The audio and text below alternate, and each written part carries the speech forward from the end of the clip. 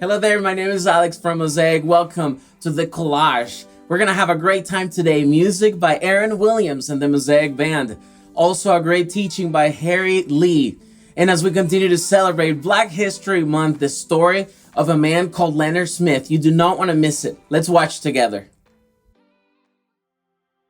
Hi, my name is Len Smith. I'm married to Annie. We have two marvelous children. Well, early on, I knew that I wanted to be a leader. In junior high, I was elected to be a student delegate to the United Nations. And in my senior year, I was elected to be president of my senior class. And in college, I got involved with the Martin Luther King Center. I was asked to sit on the board of directors, and I was kind of pushed into a role of leadership. We did a number of things that made me really understand what it was to be a leader. I wanted to be a leader who helped people. So my purpose in life really became, how do I find a career where I help people? And it became clear that a career in the business environment would be the best way to do that. And I was fortunate, I was blessed. I sat in chairs that put me in the room. And if you remember the movie Hamilton, they talked about being in the room. I was not only in the room, but I was in many cases at the head of the table because I was in positions like president, division president, senior vice president, and those jobs were in some of the largest insurance companies in the country. As I climbed the ladder, the challenges that I faced were seemingly daily. Many times I was the youngest person in the room, and I was the darkest person in the room. And in a very non-challenging, non-confrontational way, figure out how I would get these group of older white guys to follow this young black guy who was substantially younger than they were, who had substantially less years in the business, but who was the boss. When I think of Black history, I think of all of those folks who allowed people to think of Black folks differently and give me the opportunity to go forth and do what I did with my career. It's also an opportunity to celebrate their victories. Our young people today are exposed to some degree to the challenges and the accomplishments of Black people in history. And I think our children need to learn it, they need to understand it, and they need to know how to use it in order to be successful in their own lives. Well, my Black civic leader has been both historically and today Martin Luther King Jr. I got into college on a Martin Luther King scholarship.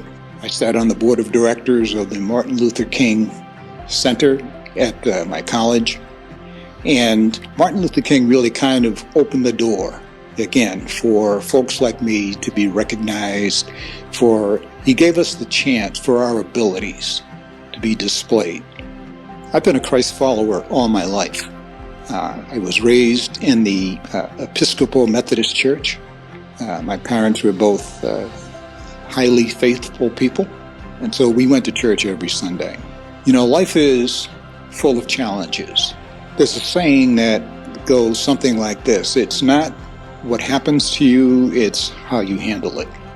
Decide what you want to be remembered as. What do you want to appear, or what do you want people to say about you at the end of the road? Once you decide that, commit to it and keep your faith. You will be successful. If you can really do that deep in your soul, everything you do will fall in line with that decision and that commitment.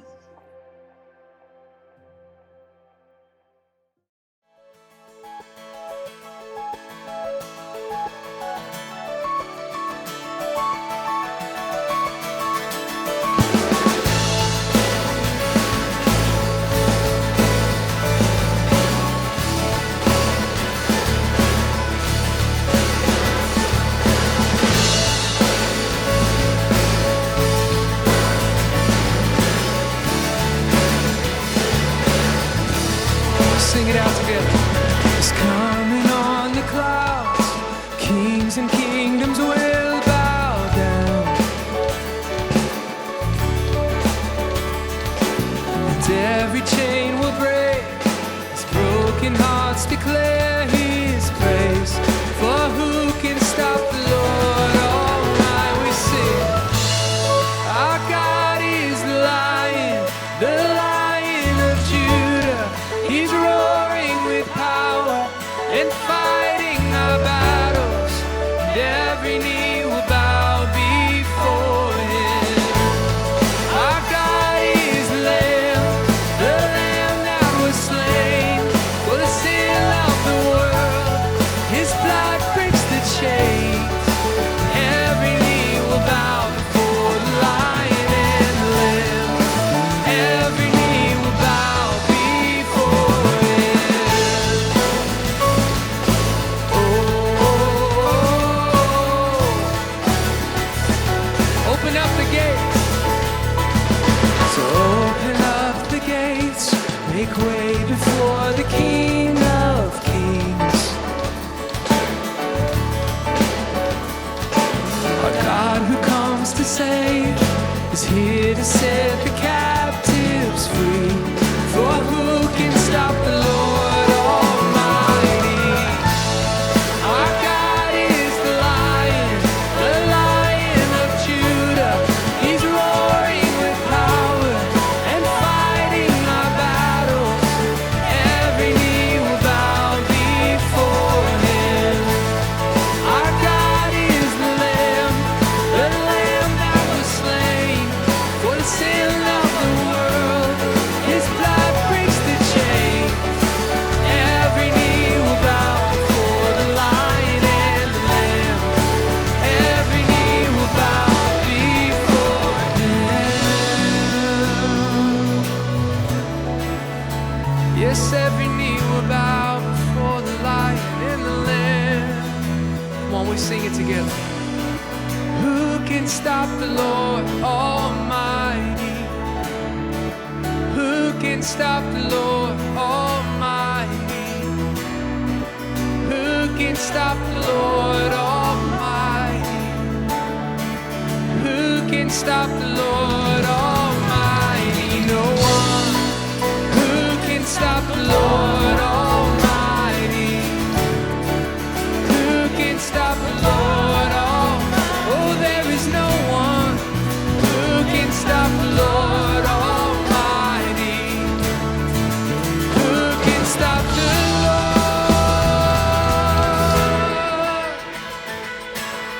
Come on, we sing it. 'Cause our God is the Lion of Judah. He's roaring with power and fighting our battles. Every knee will bow before Him. Our God is the Lamb that was slain for the sin of the world. His blood breaks the chains. Every knee will bow before the Lion and the Lamb. Every knee will bow before Him. Oh, every knee will bow before the Lion and the Lamb. Oh.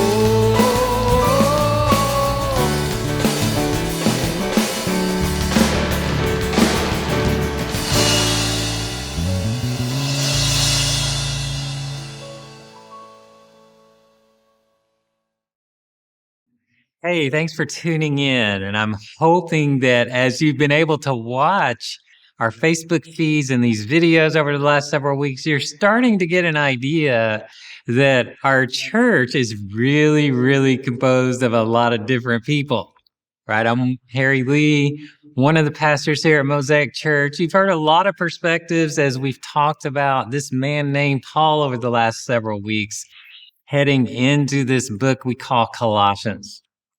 Now, have you ever had a special calling in your own life that where you were so passionate about it that you were willing to suffer hardship and difficulty and all kinds of affliction because of that calling.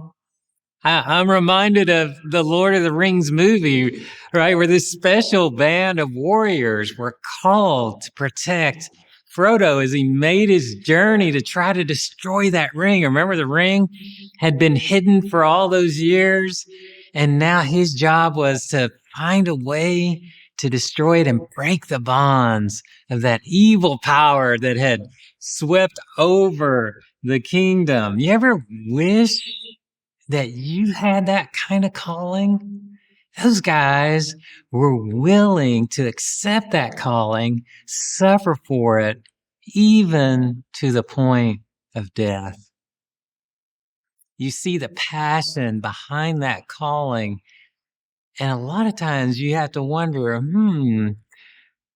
would I ever be that passionate, willing to sacrifice even life itself for something that I believe so strongly in and significantly in, such as what we see in that movie? Well, it turns out this man, Paul, that we've been talking about for the last several weeks, felt exactly the same way. And if you want to be entrusted with a secret that had been held for so long and is now being revealed, but may require you to suffer for it, if that part appeals to you, I got some really good news for you.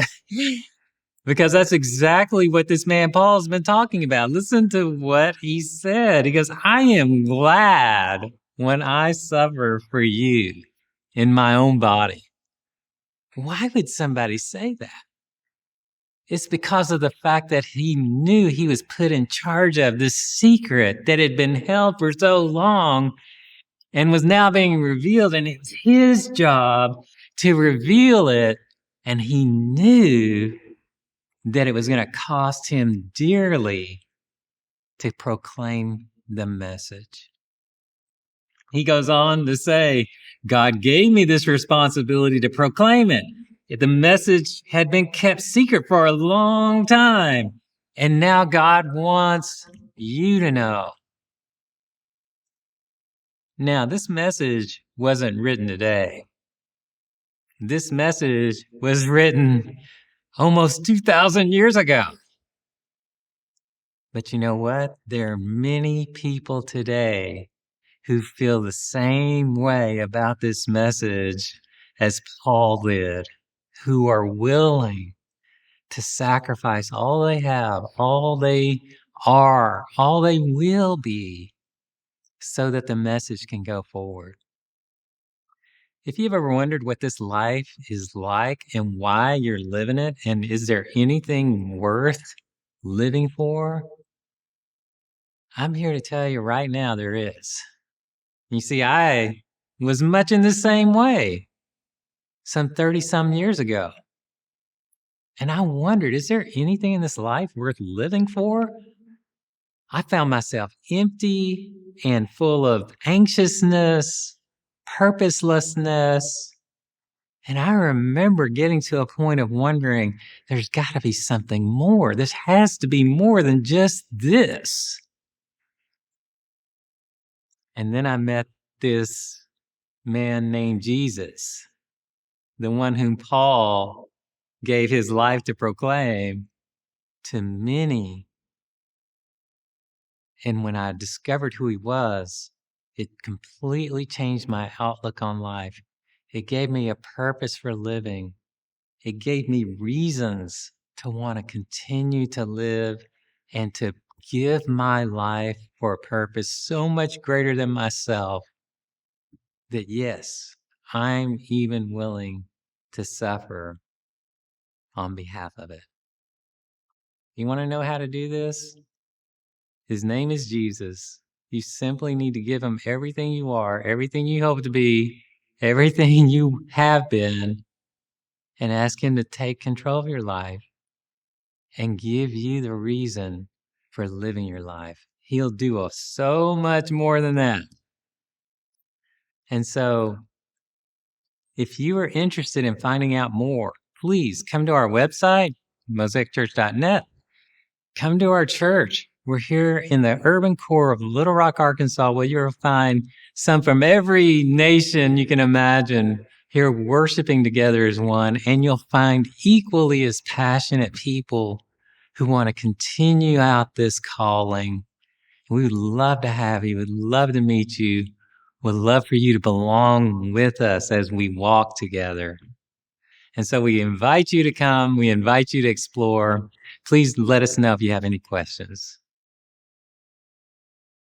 Harry, thank you so much for that teaching. That was so impactful for all of us. Now let's turn our attention once again to Aaron Williams and the Mosaic Band.